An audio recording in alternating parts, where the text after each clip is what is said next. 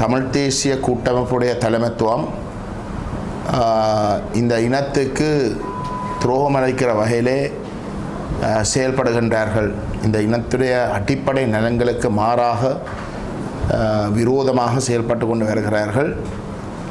அந்த காரணத்தின் நிமித்தம் நாங்கள் அந்த தலைமைத்துவத்தை நம்முடைய மக்களுக்கு விளங்கப்படுத்தி நிராகரிக்க பண்ணுறதுக்கான ஒரு செயல்பாட்டில் தான் நாங்கள் இணங்கி இருக்கிறோம் என்பதையும் நாங்கள் மிக தெளிவாக விளங்கப்படுத்தியிருக்கிறோம்.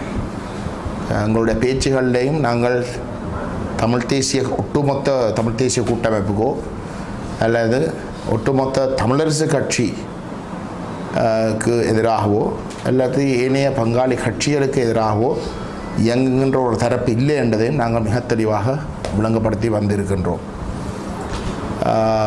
தமிழ் தேசிய கூட்டமைப்பில் இருக்கக்கூடிய தலைமைத்துவம் இன்றைக்கு தமிழினத்தை இந்த நடுத்தெருவுக்கு கொண்டு வந்து விட்டிருக்கிற ஒரு நிலையிலே அந்த தலைமைத்துவம் நீக்கப்பட்டு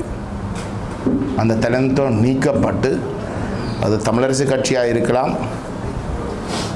ஏனைய பங்காளி கட்சிகளுடைய தலைமைத்துவங்களாக இருக்கலாம்.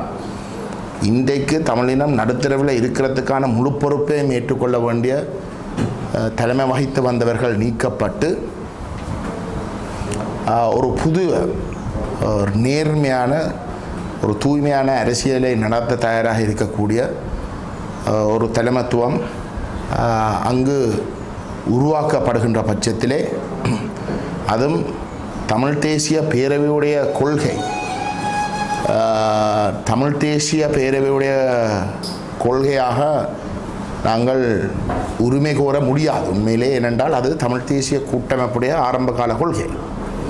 அந்த வகையிலே அந்த தமிழ் தேசிய பேரவையுடைய கொள்கையை தமிழ் தேசிய கூட்டமைப்புடைய கொள்கையாக ஏற்றுக்கொண்டு ஒரு நேர்மையான அரசியலை நடத்தவும் ஒரு ஒரு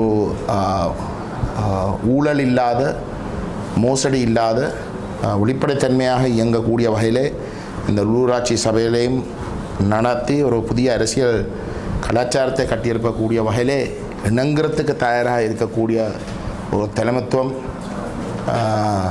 தமிழ் தேசிய கூட்டமைப்பாக இருக்கலாம், தமிழரசு கட்சியாக இருக்கலாம், பங்காளி கட்சியாக இருக்கலாம் உருவாக்கப்படுகின்ற பொழுது நாங்கள் அந்த ஒட்டுமொத்த தமிழ் தேசிய கூட்டமைப்போடு இணங்கி வேலை ஒன்றாக வேலை செய்கிறதுக்கும் தயாராக இருக்கின்றோம்.